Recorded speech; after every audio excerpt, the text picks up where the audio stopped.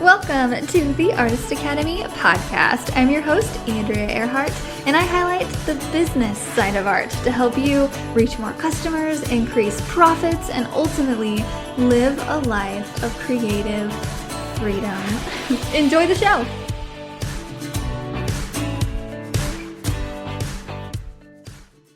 This week's episode features Ontario, Canada art educator Brenda LaRose. We are taking a dive into Instagram Reels today as I chat with Brenda about her strategies for making video. One of my favorite subjects. I first found her when I was scrolling through IG, just wasting time. And after seeing a couple of her quirky reels, I thought, all right, I'll follow. She seems pretty cool. Then after seeing many more pop up consistently week after week and seeing the engagement she was getting with this strategy, I thought, all right, maybe I need to have a video chat with this woman to get her perspective on all this. And she particularly stood out to me because she's not a young tween or even a millennial. Rather, she's Generation X, and you don't see many of those taking the time to learn video. She's definitely not the typical video maker that we see, like all the kids dancing and all that. No. Brenda has some very helpful tips for you about how to make videos and get views. So I'll just let her explain. So let me know what you think of this week's episode featuring Brenda LaRose. Welcome, Brenda. If you could start us off by introducing yourself and telling us a little bit about how you got into the arts, please. Okay, thanks. So my name is Brenda LaRose, and I'm a landscape artist. I live in Ontario, Canada, and I got into the arts back when I was about 26. I did not take art in school, and because I grew on a farm and we were way out in the country, and I went to a small school that had, I think in our high school there was less than 500 people. Like, it was really, really small. And so they didn't even have art classes. Like, it was that small. So I didn't even have the opportunities for that. And when I went to college, I was thinking very practical. And so I went through for business, thinking that I would be able to get a good job and make some money doing that. But what ended up happening was my mother-in-law took some art classes, and then I saw what she was doing, and I'm like, oh, wow, I like that. Like, and I've always loved doing crafts when I was growing up. So when I saw this stuff that she was doing, I wanted to know more about it. And then I started taking classes and learning about it. And within 6 months of starting to learn about it and sort of take a few classes, I started teaching myself, because I was basically just one step ahead of my students, was basically go and learn it and then teach it to somebody else. And then I basically turned that into a part-time business while I was home with my kids. And I had classes in my basement of my house. And when my kids, my youngest, I have two, and when my youngest went to school full time, I was looking around to expand my business and perhaps get a bigger house with a bigger basement or a better location or something like that. And a friend stepped up and said, hey, why don't we open up a shop together? And it was kind of like perfect timing, and we really clicked. And so we decided to open up a retail art supply shop in our little town, which is probably a crazy idea. And we had a studio in the back that would hold up to 18 students at a time. So we could teach a lot of people at one time, really. At that time, 18 was a pretty large class to be able to manage. So we ran that for about 9 years. And then at that point, I needed to make more money, because that was not bringing in the amount of income that I needed in order to support my kids going to university or post-secondary. So, and I think partly, I don't think at that point in my life, I really believed in myself that I could make a full-time living from my art. And of course, we didn't have the internet like what we have now. This is 15 years ago. So I went off to work in an office doing an admin job and realized that I missed the teaching. So I went to get an adult education certificate, and I subsequently got certified as a training and development professional, went and got my life coaching certification, and became a distinguished Toastmaster, sort of over the years, just learning and learning as much as I could about what I would need in order to have a business where I would be presenting and I would be teaching and also coaching, because I really love the idea of helping other people learn what I have had learned along the way. And especially as a life coach, because that's when I kind of like the lights kind of really went on that, oh my God, if I believe in myself, I can do anything.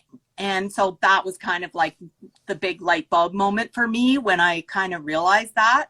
And so now I'm, determined that I'm going to teach other people that same thing and encourage them and help them to get over their struggles and their blocks in order to create their own business doing art full time if that's what they want to do. Yeah, I love all of that. And you're completely right. I had that realization not long ago, and maybe a couple years ago, that wow, like you could literally do anything you want to do. What? It just takes some hard work and some smarts and just moving in the right direction, and eventually it'll happen.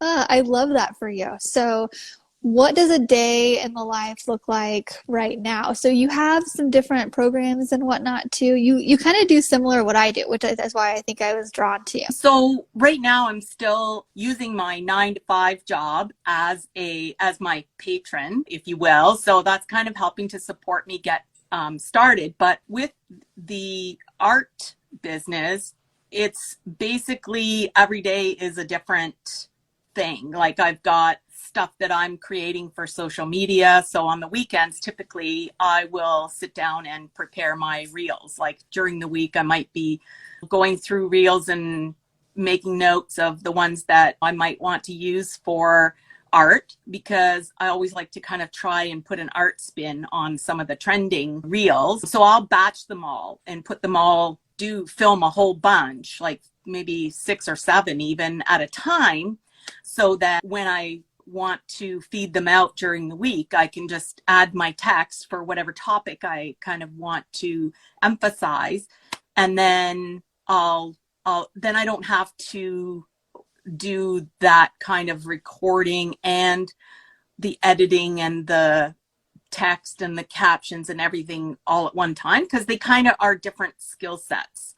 So it's better if you can batch. And I mean, us artists, that's what we do too with batching. You'll prime a whole whack of canvases at the same time, and then if you have a whole bunch in the same series, you'll use the same palette and do some on a bunch of paintings at the same time. So it's the same kind of thing. Yeah, definitely. So your videos are how I initially found you. So what made you want to try to start doing video? Well, I was getting onto Instagram and trying to figure out how to reach people and serve people. So at first I started doing time lapses, because I thought, well, that's a great way to kind of show people how I create. And it's great for artists because they can kind of get a sense of what the steps are. And it's also great for people who are interested in buying my art, because they can kind of see what goes into the creation of the art. And then the more I was on Instagram, the more I saw the reels. And I think it was probably around, that's when Instagram really started pushing the reels, because they were kind of competing with TikTok, I think. And so they were really pushing the reels out to a much larger audience. And at that time, I only had a really small audience, like maybe 300, 400 people. I had a very small audience. And then in April this year, I was doing another course with someone, and a lot of what the courses that I'm taking, a lot of the stuff that we talk about is taking action. right? Like it can be messy action, but just take one step and see what happens. And you consider it like an experiment. Okay, what happens if I do this? And okay, let's try that. And oh, okay, I've seen somebody do that and it worked for them. I'm going to try that too. And so then I just kind of started trying other kinds of video other than time lapses. And I was really enjoying the reels and the trending reels. And I thought, oh my God, these are so fun. And you're getting the education and you're getting the information, but they're presenting it in such a fun way that it didn't feel like it was learning. So that really appealed to me. So I thought, well, you know what, I could probably take some of the stuff that I'm wanting to teach and some of the stuff that would appeal to artists specifically, because that I realized who I really was wanting to target with Instagram. And so I really kind of was thinking about what kind of problems can I solve for artists, or how can I entertain artists, because we all kind of have similar problems that we're dealing with. And sometimes it's just kind of easy to laugh about it. Sometimes it can be kind of hard. You have hard days and it's not easy all the time. So it's great to just have a little bit of fun. Yeah, I love all of that. Yeah. And that's how it started with me too. That I did time lapses and then you just start doing a little bit more and a little bit more. And it's exactly as you said, you just start with baby steps and like just try little things here and there. And yeah, real. So what kind of growth have you experienced? You said you really kind of more so started taking it a bit more seriously in April of this year? Yeah. So in April, I really started posting more regularly and doing more reels, and started experimenting with the trending reels and the voice over kind of reels and stuff like that. And then I had one that went like viral for me, which was like, I think the first one that I had that really kind of shocked me I got 10,000 views, and I'm like, oh my God. And then I got one not long after that got like 450,000 views. And so I was just like, how is this even possible? And so that really was encouraging to me. And I thought, well, it's obviously being pushed out there to other artists who might be interested in this kind of content. So then it's, oh, okay, I got to come up with more. And it just kind of really spurred me on. So from April of this year, where I started in around 300 or 400 people or followers, I'm now up over 13,000 followers just in 6 months. So that's yeah. Amazing. Oh my God. You gained over 10,000 followers in 6 months. Like that is insane. Like that just shows the power of reels and the power of video. And I just love it too, because a lot of people will shy away from reels, especially if they're not a teenager. And so you just stood out to me because you're not a teenager and you're still doing the things. Yeah. And you're still doing it though. And I get a lot of pushback from people who are older than I am about, no, it's new. And so when I saw you, I was like, ooh, she gets it, and you're doing well. So the technology a bit hard for you to catch into, or what was the biggest or the hardest thing for you when getting on reels? I think, originally it was the technology, but I'm the kind of person that if I don't know something, I don't have a problem going to Google and, okay, how the heck do I do this? And then watch a YouTube video on it, or watch other Reels experts. Like I follow people who are Reels experts now, and they actually have like tutorial Reels that they do where they say, okay, you want to recreate this reel? Here's how you do it. Step 1, 2, 3, 4. And it's, okay, I like this. This is great. So a lot of that is what's helped me figure out how to put the text on and how to make it appear and disappear and how to, do different things like that. And then also learning about strategy of, okay, for instance, when you post a reel, okay, you got to then now post it to your story as well and get some engagement going that way. And so a lot of that kind of stuff I've learned and picked up from these experts on Instagram.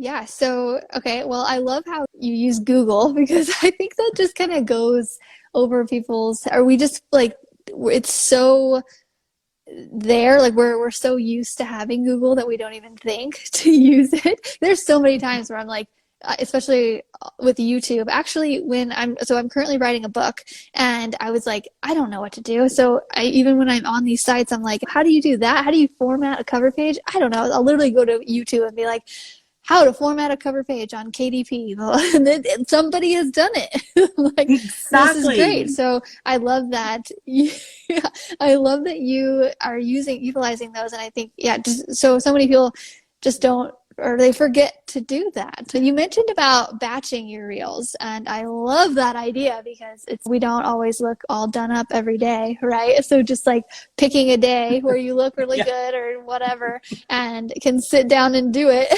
Yeah. exactly. And you make up to 6 or 7. So do you save these reels throughout the week? That'd be like, oh, like this is one I might try, or do you put it in your notes? It'd be like, maybe I'll try something like this, or like, how do you do this?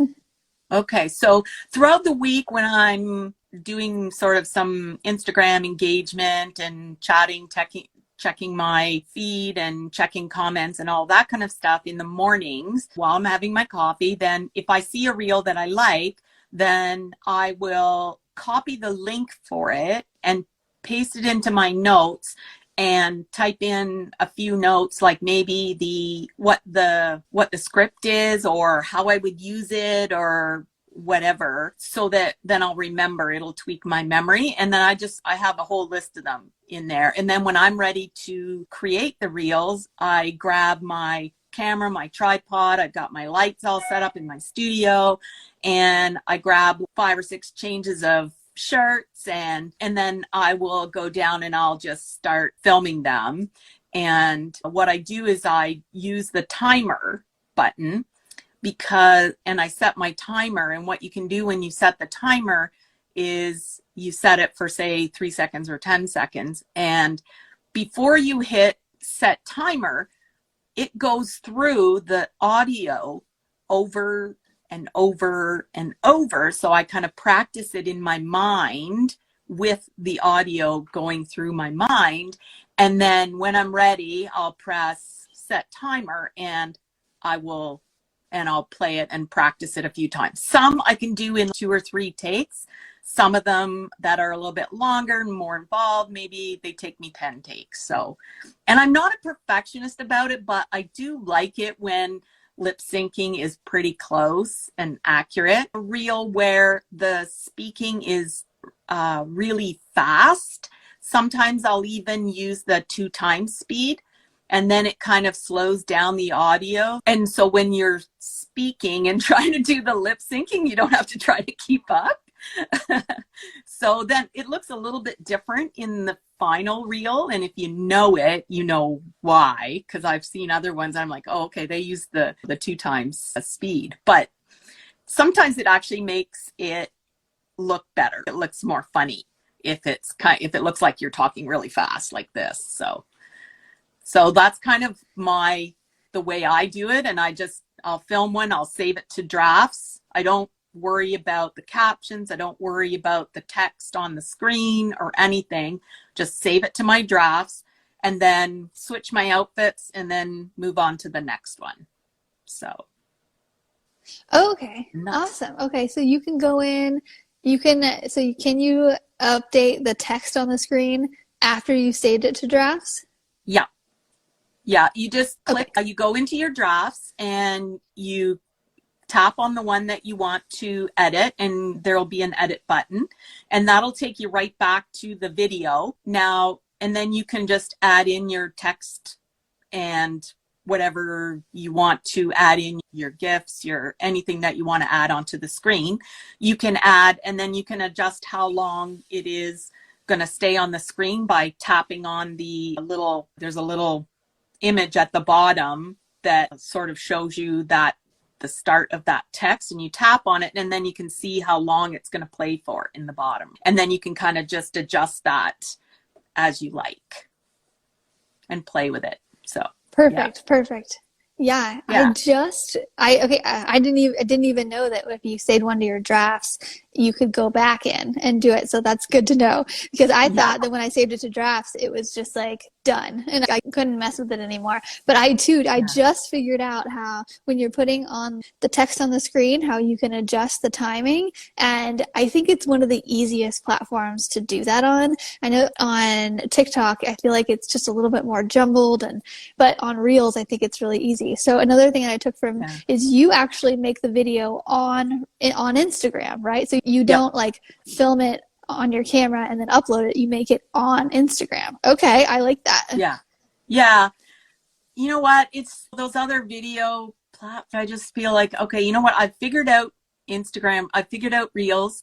I figured out how to do the video on there. So like I'm good. I'm even like kind of experimenting with some of the filters and stuff and having fun with those. And I just figure to the people that are watching my reels, they're not so much concerned about the video being like beautiful and everything. Like my background is all messy because it's an art studio. Like I don't have the perfect background like they talk about and stuff. So that you should have, which is, it's me. That's me. That's me in my studio. So, and that's what I'm presenting to everybody. And I just find that Instagram has everything you need right in the app. So everything I need anyway. Yeah, for sure. I love that. So I do it outside of Reels, but that's only because I started with TikTok and I didn't like it in TikTok. And Mm. but it just shows you that you can do it anyway. And platforms like that are made to make videos and edit them in the platform. I don't use it, but many people do. And so just if anybody's listening, that's definitely a good option. You also said that you change shirts. You have some Yep. different shirts. I love that because I do that as well. If there's a couple videos that I want to make during the day, I'll like just change from like a black shirt to a white shirt or something, or like a Yeah. pink shirt to a light pink shirt. And so I love that. Yeah, that's great because then doesn't look like you created them all at once, right? It looks like you did them on different days. Yeah. Hey there, the show's not over yet. But if you're enjoying this episode so far and getting inspired and soaking up all the business tips, then I want to invite you to this brand new thing we just created, the Artist Academy Advanced podcast. Yep, it's a podcast just like this one, but better. It's one where I don't hold anything back and give you all of the tips to growing an audience, gaining more customers, making money, murals, all of the things. So what I've done is I've turned almost all of the weekly Artist Academy Advanced membership content from almost 3 years of exclusive weekly lessons and put them into easily digestible audio format via a podcast for our members. You can plug in while you paint, and 90% of the content is juicy solo episodes where I break down exactly how I make money with murals and prints and literally everything. I'm an open book in this.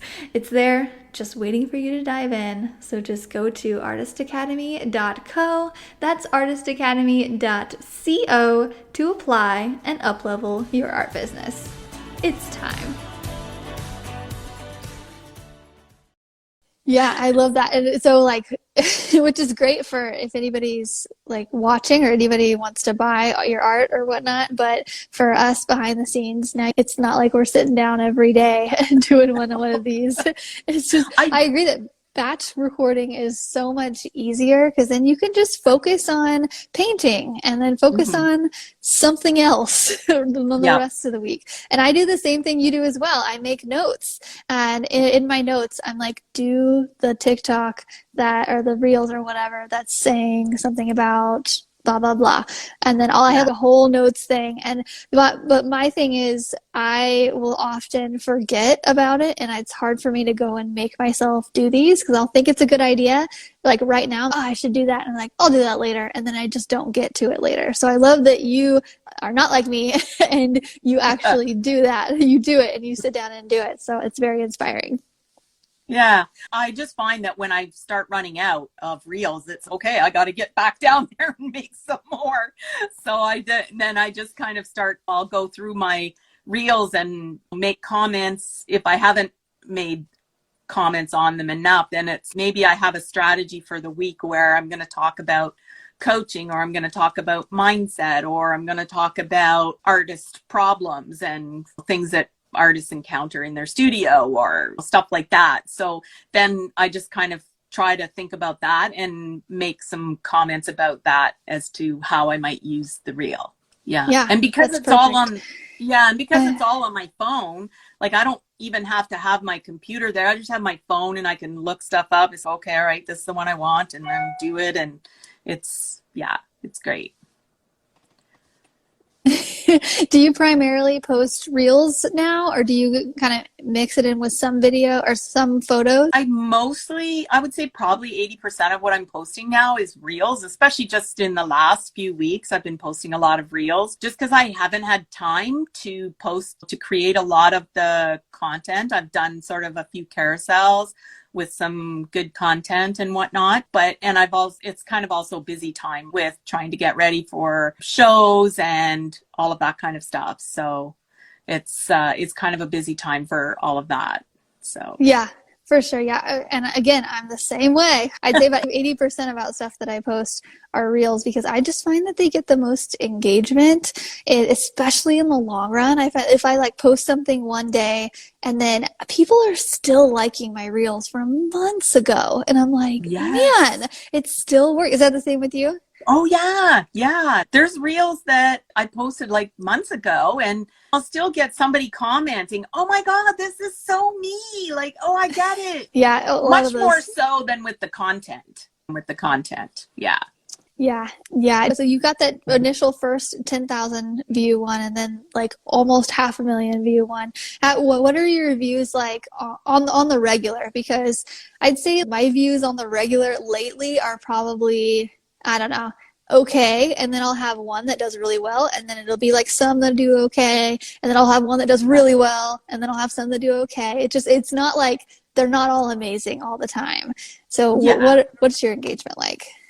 Yeah, spot on. That's what I get too. And I found that in the last month, actually, that the views have actually gone down. It feels like they're sitting a lot more regularly, like lower. So I'm not sure why that is, but yeah. And then every once in a while you get one that, goes really popular, and people love it and they're sharing it. And I do find that if you post a call to action in the comments or in the captions or the text on the screen, if you say share to an artist friend if you like it, or comment this or comment that. So that kind of engagement where you're asking them to engage, that kind of helps to drive up the views as well.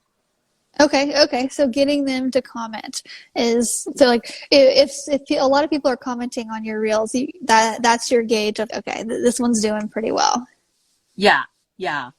And then I've also discovered that when you put your reel into stories to get lots of engagement, you put a question sticker or a poll or something like that on the story of your reel. And you don't cover up the reel with that big new reel button. So and that's what I used to do at the beginning too, because I thought, I want them to go to my page. I want them to go to the reel and look at it on my page. But it's like, who cares? Like, they're watching it. It counts the same if they're watching it on my stories as if they're watching it on my page. So I found out that it's better if you just leave it so people can watch it, but put a comment sticker on, or a poll or a question or something that they can interact with.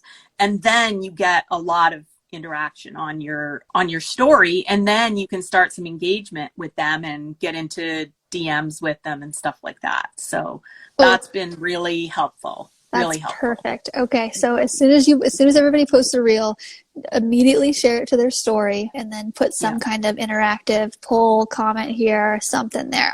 That's genius. I love it.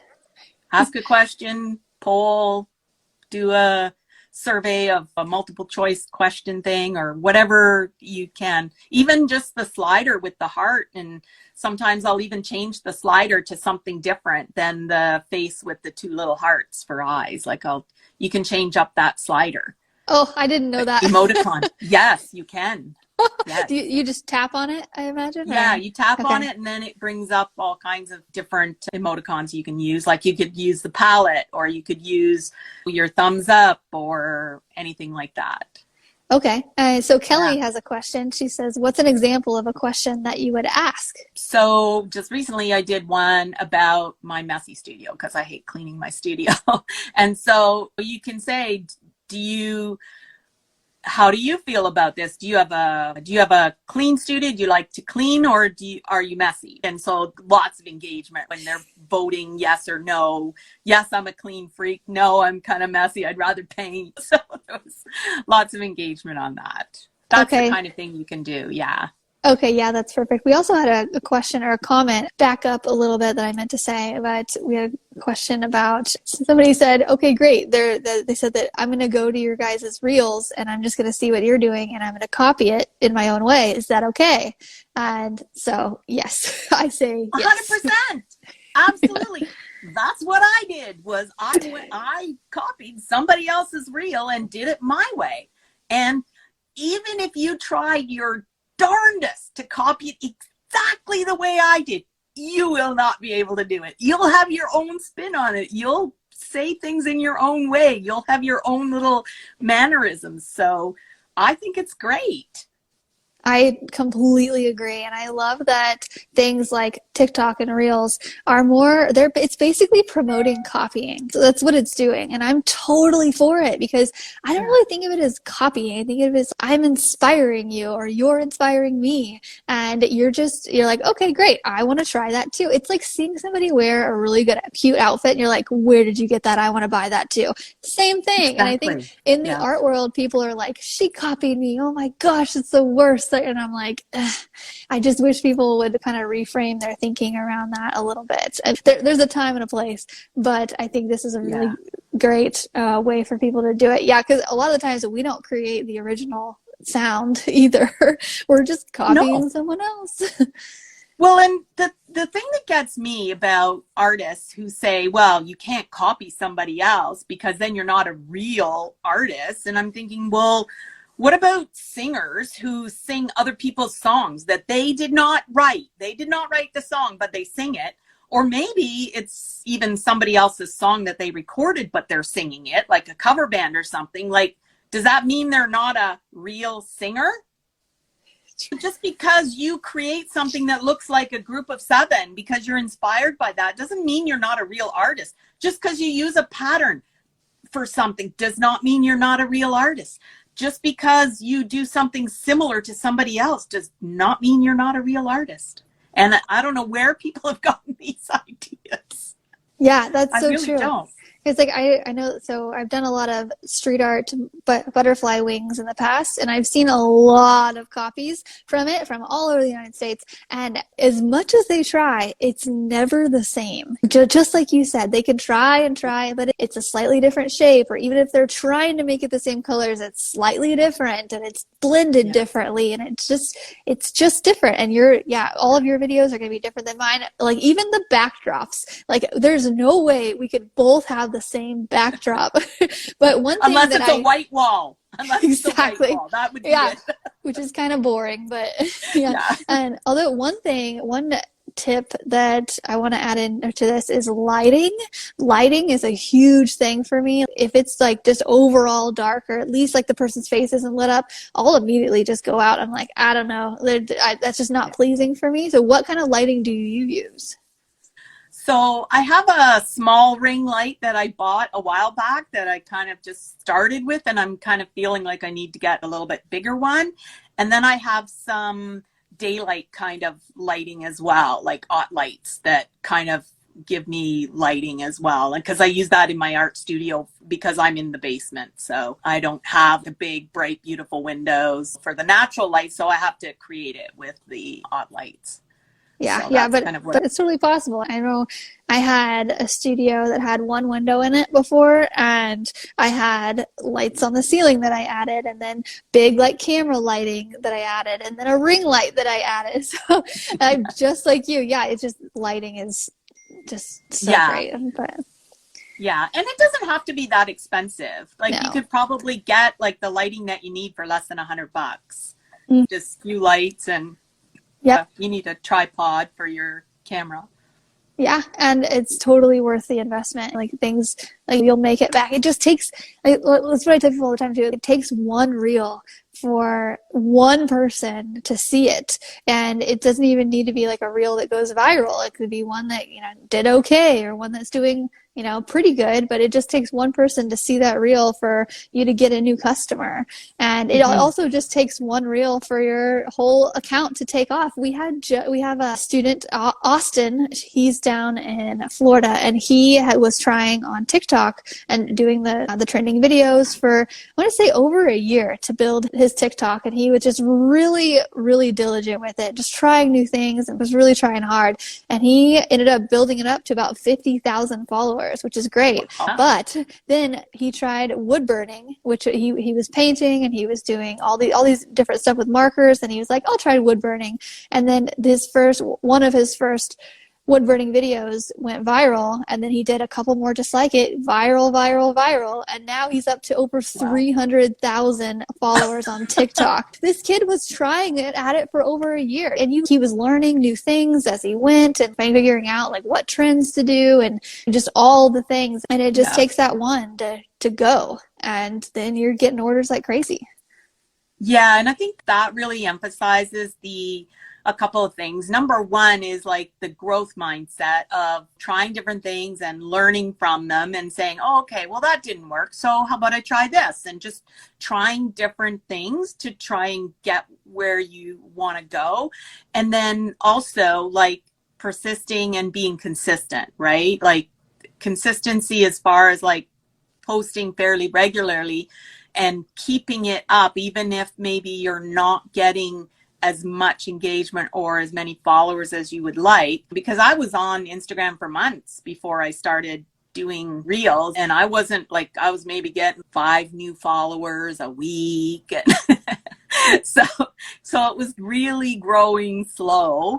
And then when I started doing reels and being consistent with it and realizing who my target market was as well, that kind of helped as well. So because I found that the people who were on Instagram there was a lot of artists, because it's a visual platform and artists love watching video and watching other people paint. And there's actually a lot of people who just like to watch art because they find it relaxing.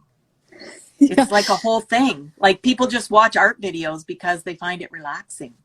So that's another avenue as well. Yeah, so true. Yeah, consistency and just the whole bit. Yeah, I think reels are a really good idea for growing your art business.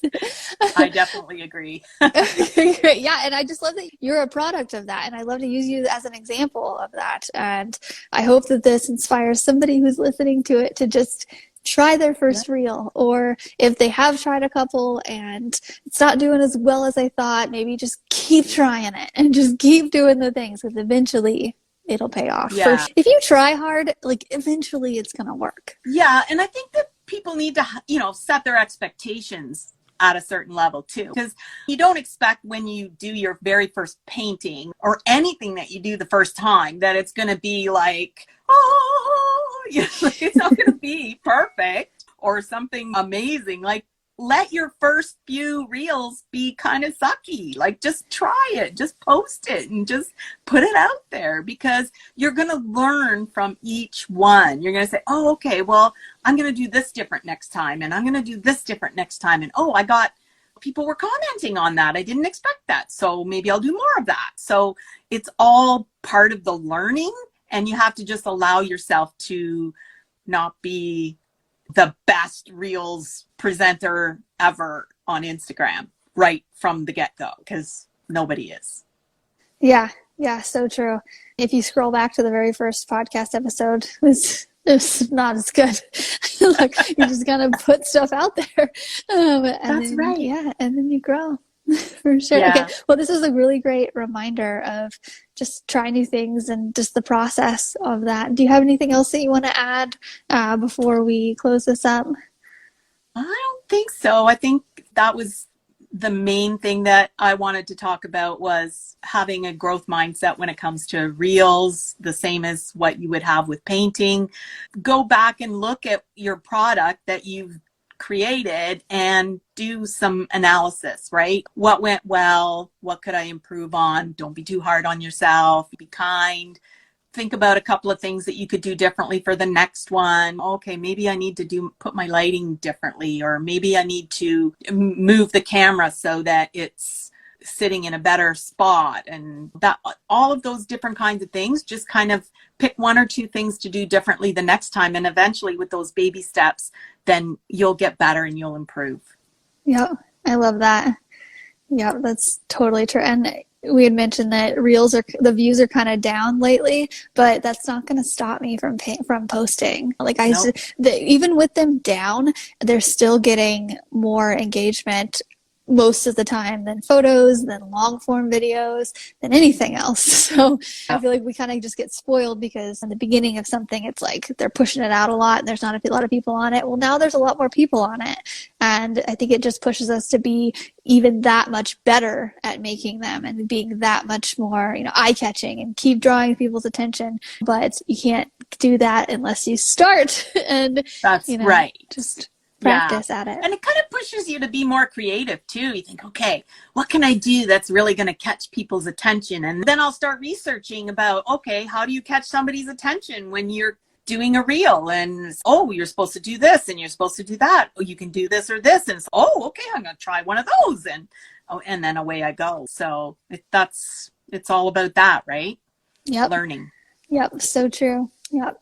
Well, thank you so much for coming on to talk about my favorite subject. Really, this is videos and reels, and I'm so happy for your success and seeing how much you've grown. And I think that you're really a big inspiration for anybody who is wanting to try out reels, and just to show that you can do it at any age and you can be successful with it at any kind of content. And yeah, so thank you so much for coming on and chatting with me. Thank you. It was delightful. Yeah. Okay. Well, I actually, could you let them know what is your Instagram handle? What is your website? How can people find you to watch your reels? So my Instagram handle is Brenda LaRose _art. And I have a website, BrendaLaRose.com. So pretty simple. Awesome. Sounds good. All right. Well, I will be watching you I'll be watching you. Yeah. Okay. I'll be keeping in touch on Instagram. Thank you so much. Have a great day. Take care. Thanks. I hope you have enjoyed yet another episode of the Artist Academy podcast. But before I let you go, I just want to remind you that in the advanced group, we are right in the middle of our 4th quarter success plan. We do this every year to help you navigate through every artist's most profitable time of year, the holiday season.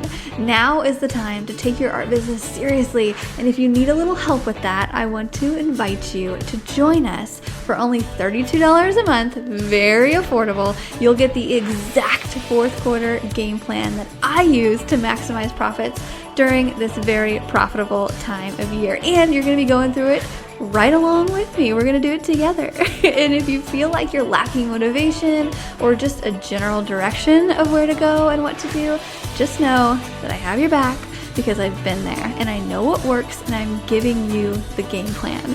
And if you're trying to figure out prints, shipping, finding new customers, all the things, I have exactly what you need. Just go to artistacademy.co. That's artistacademy.co to apply. And if you like this episode or any past episodes, can you pretty please go leave a review? It really helps. And if you screenshot that review and send it to me, I will first say thank you. And I will also shout you out on my Instagram of over 70K viewers. Help me help you.